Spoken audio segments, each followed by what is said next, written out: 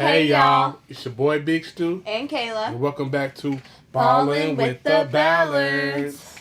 So today, I'm going to be interviewing Mr. Stuart.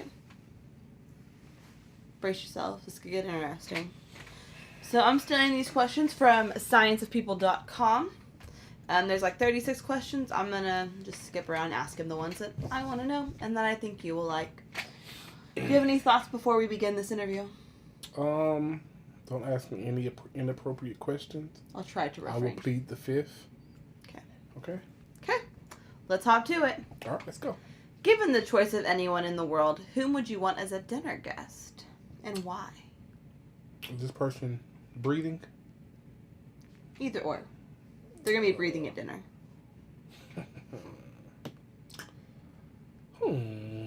This is a tough one. This is a tough one. I don't want to say it because it's pretty generic. Just say it. Can I pick one or two? I'll let you pick two because I'm feeling nice. Okay. A guy who... I'm pick one. Okay. A guy who I ran across in high school because I had to do a paper or a presentation on somebody. I think it might have been Black History Month or it was just something, history in general. But Fred Hampton. Fred Hampton was one of the leaders of the Black Panther movement. He was like super young as a leader. He was like, I want to say in his early 20s, if not younger than that when he first started. But he had so much influence and power at such a young age, was like a magnificent speaker. Unfortunately, he was gunned down. So we never really he got gunned down when he was in his 20s, early 20s, so we never got to really see him progress as a 30-year-old. Right. So I would really want to talk to him because at such a young age, he had so much influence. So there we go. I like it. What would constitute a perfect day for you? Perfect day for me? Gotta sleep in, get nice and rest, and then I'm gonna be sappy, and just me, you. I would say me, you, and just family in general. Just going out and just having fun from sun up to sundown. Like whether that's like an amusement park and also amusement park on the beach and always just like I'm talking about all my loved ones, all my family just in one space, just having an amazing time all day. So I'm down for that. Let's make it happen. Mm-hmm. When did you last sing to yourself? Sing to myself? Yes. Sing? Yes. To myself? Yes. I don't know. In the car? You do all the time, so. I don't sing, do I? You like half sing and you like make fake raps up all the time. Yeah. Name 3 things you and I appear to have in common. Nothing. Why would I ever have? Okay, I'm joking. What do we have in common? What do we have in common? Like another video we have, the way we view, I think the way we view the world, right, in general. I think we both are pretty good-hearted, kind-hearted individuals who are sympathetic, very sympathetic to people and people's conditions. We both are very adventurous. We are. Like, we love to go out and do things. And then, this is another thing we have in common. Every city we go to, no matter where, I don't think we've ever been on a trip and not went to the zoo. No, we haven't. We went to some type of zoo. But the big zoo, we went to some type of we love animals. So yes. Yeah. Actually, went to our last trip. We went to the zoo and the aquarium. Right. So, For what in your life do you feel most grateful? For myself. Yeah. Yes. I said for myself. I'm most grateful for me being me. Okay. No, I'm playing. Oh my God. For my family. Family is everything. Yep, so Good that's answer. what I'm most grateful for. If a crystal ball could tell you either the truth about yourself, your life, the future, or anything else, what would you want to know? Truth about myself, my life, or the future. Or anything else, what would you want to know? That's a tough one. Honestly, would not want to know the truth about myself, because I think if I knew that, then kind of the other things would be taken care of. Yeah. How do you feel about your mama? Can't stand. No, I'm playing. Better be nice. I'm gonna be honest with you.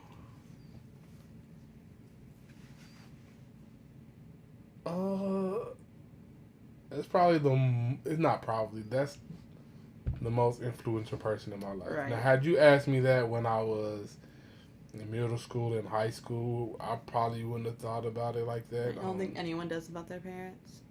I didn't say we didn't have a bad relationship, but I was just kind of a loner. And I was very, to myself. And that was in regards to everybody. But as I've gotten older, and as you get older and you start to experience life, you start to realize, because I grew up in a single parent household, I start to realize all the sacrifices and how she made, the most of, the little she had. And it's just like, she was superwoman. Right. And again, you don't realize that till you get older. And then I'm unbelievably grateful for all the sacrifices she made, and so we could have a better life. Right. And so, yeah. She's still working to help us. I mean, she watches Ryder. Like last year, she watched Ryder 2 days a week, and she still watches him at least 2 mornings a week. Yeah. A lot of these are more. They're about death. Yeah. You can go off script, right? I know I'm going to. I was picking over those before I went off script. Is there something you dreamed of doing for a long time? And why haven't you done it? Is that what it says? Mm-hmm. Is there something you've dreamed of doing for a long time? Why haven't you done it? Something I dreamed of doing for a long time. Dreaming of doing. I don't think so. Okay. I have one I'm going to save for the end. I'm going to go off script for a minute. Like you said, we are very adventurous. What is your favorite adventure we've gone on thus far? Or favorite part of the favorite adventurous thing we've done? I told you this the other day. My favorite trip, one of my favorite trips was Dallas. We stayed in a really nice hotel, and that was kind of one of the first times we really explored a city. Right. I felt like, of course you didn't see the full, get the full atmosphere of Dallas, but we literally walked from our hotel to the train station, got on the train station, passed a couple stops, and went downtown Dallas and just walked around. And we kind of got to get a feel for the city. And that's when I kind of fell in love with Dallas. So that, and then also that long road trip to Cleveland. That was crazy. That was. We almost hit a bear. On the way back, yeah. Okay, but let me preface this story for you. So we're driving through Missouri. We're somewhere up in Missouri where it's all curvy and right. And it's all just hills and green, and you're curving and winding around it. And on the way there, Stuart pops off something about he just randomly goes what would you do with a bear? Well, first you're doing other animals. It was a deer, and then it was a mountain lion, and then a bear. And I have a little bitty Mazda 3C. Right. So it's not very big, y'all. And I'm I'll just run him over. I just keep going. And then we're on the way back, And I see something running all like gangly across. And so my first reaction dog. was that was like a big old Great Dane or something. Yeah. Like that type of like, because it just like run like all gangly Right. and like galloping and it was huge. And I see the semi like kind of like, he didn't swerve, but he like did something funky. Yeah. Yeah, he maneuvered. And it takes me a minute to realize like, that's a small bear. And he was, I don't remember if he was awake. No, I saw it. And I was like, did you see that? A bear just went. We almost hit a bear. So then out of instinct, I turn and I slap him. And I'm like, this is your fault. He's like, how is it my fault? And I'm like, because you asked what I would do. And he's like, and you didn't hit it. And I was like, right. I mean, he was way ahead, obviously. Like, I had time to, like, adjust. Right. But anyways, yeah, that was pretty crazy. We almost hit a bear. Okay, so then tell me about that. What is an adventure that you would like to experience? I'd like to experience. Like a dream adventure. What I like to do. We've talked about it, not really all that often, but I really want to go, like, first I got to get in shape, but then I really want to go, like, for real, like, hiking. Right. But not like just some, like, middle of nowhere Oklahoma, like, north Oklahoma. Like, I want East Oklahoma, wherever it's at. I want to go, like, exotic place and go hiking for real. Well, it's not exotic. I told you I want to go. Some BuzzFeed lady did a interview or did a video where there's some island in California. It's like a 2-day hike, and it's like you're like actually outdoor like camping, like for real. One place you can't say that was like by the beach. Anyways, I'm not out of camping, but I want to do that. I want to go camping too, but I want to have like a really nice tent. Well, she had a tent, obviously. No, but I don't want the generic. Okay, we can get the baby tent. We can't get you a baby tent. Your feet will stick out. I want a tent where like I can have a full bed in there. Okay, we'll work on that. Not a full size bed, like a king bed. All inhibitions aside, all reality aside, you could have any job in the world. Like. Oh, you already know what that is. What are you gonna be?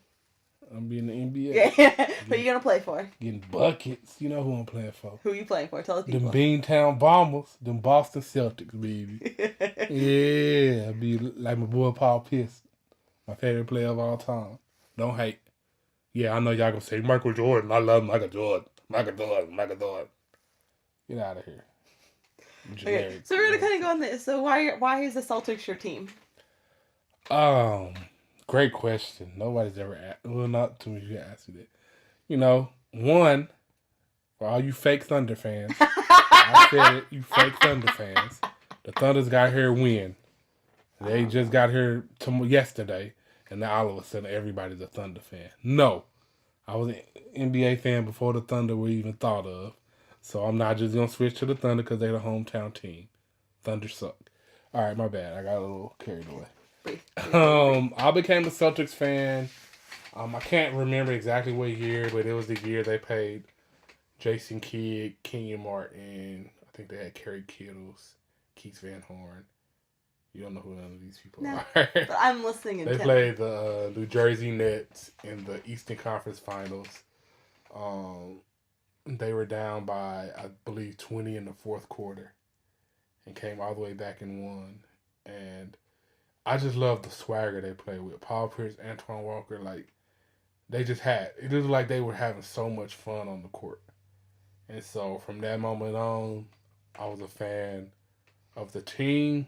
And then my favorite player is one of the all-time great Celtics. I know some people hate on him because his game wasn't necessarily, like, flashy, but Paul Pierce, that's my favorite player of all time. So that's kind of how I became a fan. Gotcha. Okay, switching to a completely random subject. Mm-hmm. What's your favorite part about being a dad? Being a dad. Nah, for real. I don't want to get sappy, but yeah, just being a dad. Like, growing up in a single parent household. I mean, I'm not disrespecting my dad at all. Right. Like, we have a good relationship now, but he wasn't there for. And I want to interview him one day, but right. He wasn't there for a majority, quite a bit of my life, and there was reasons for it. I'm not here to bash him, but so like, that's just something that I wanted to be as a dad. Like, I wanted to be in my kids' life and not ever not be in their life. And so just kind of being around him and seeing him develop, and you know, yeah. Just so y'all know, our son is obsessed with his dad. When it gets around time for Stuart to come home, he's by the window looking out any time a vehicle comes. It's Dad, Dad, Dad, and he runs to the window, and then it's not Stuart, and then he's like, "It's Dad," or if like wakes up from a nap, or like every morning when he wakes up, like when he wakes from a nap, it's like, "Dad, like Dad's at work, dude. Do we need to call Dad?" Yes, or I pick him up from Gigi's, or I pick him up from Dad. Do we need to call Dad? Yes. So he's pretty obsessed with his daddy. Is there anything else you want the people to know? You don't want to answer the question. I know I'm asking you. Is there anything else you want the people to know about you? You asked the question. That is the question. Huh? No, I need a more specific question. You slipping on your interview job. Okay. So this is the next. This is probably gonna be the next to last question. For the random Joe Schmo who sees you on the street, what is something that you want them to know about you? Who is Joe Schmo? Just random. You sound racist. Really? Oh, my bad. I wasn't supposed to say that. Joe Schmo. I don't know. I don't really care what they think about me. But if I did have to care what he thinks about me, I would hope he just understands that I'm a gangster. Heavy on the R. With the heavy on the R. I want him to know that I'm quiet, but I'm a chill person, and I'm a kind-hearted person, and I do have a sense of humor. But you just have to. You gotta get it out of you. Comfortable, yeah. Okay, and our final question, which I think we might have already answered. What is the greatest accomplishment of your life? I feel like this is a trick question. How's it a trick question? I feel like you want me to say a certain thing. No, I think I know what it is. What? Isn't it being a dad? Yeah, but also having a family. Right. Yep. That's all you got for me? Nah, you ain't get deep. This is subpar interview, dog. You ain't no Barbara Walters. I'm not Barbara Walters. You ain't so, no young Barbara. Party people out there, if you could interview Stuart better than I could, leave me your question. Maybe we'll do a part 2. So, I need ideas. I need your comments because science people did an okay job. But their questions were really morbid. Yeah, it's deep. A lot about death. Like, if you knew you were going to die today, if you knew what day you were going to die on, like, if you were, like, it was, yeah, there's some weirdo ones. So, I didn't want to get all morbidy in here. We just got sappy instead. Okay, favorite candy. Favorite candy. You gonna hit me with the quick hitters? Favorite candy. Quick hitters, go. Twix, easy. Favorite food. Shrimp, easy. Favorite family-friendly beverage. Family-friendly. Non-alcoholic beverage. Dr. Pepper. Yeah, Dr. Pepper. Oh, no, I'm tripping. I'm bugging. Fanta pineapple. Stop it. Stop it. I could drink that every day. Dream vehicle. Technically I don't have one, but if I had to have one, it's a Range Rover. Favorite sport. No, that's not even a question. Ballincesto. Favorite restaurant. I don't think I have one. Do I have one? No, because I don't like to eat the same place. You don't. You're hard. You're difficult. I like to eat at different places, so I don't have a favorite. Walmart or Aldi's? What? You have to pick Walmart or Aldi's. Pick one. Come on, that's not even a question. Walmart. Favorite animal? Wolverine. Dream pet? Dream pet. Probably a wallaby. Wallabies are pretty cool. What chore do you hate the most? Huh? What chore do you hate the most? All of them. Really? I hate the most?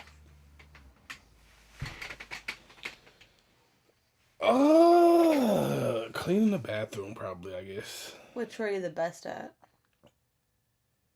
cooking a chore? I'll count it. Okay, cooking. Favorite thing to cook?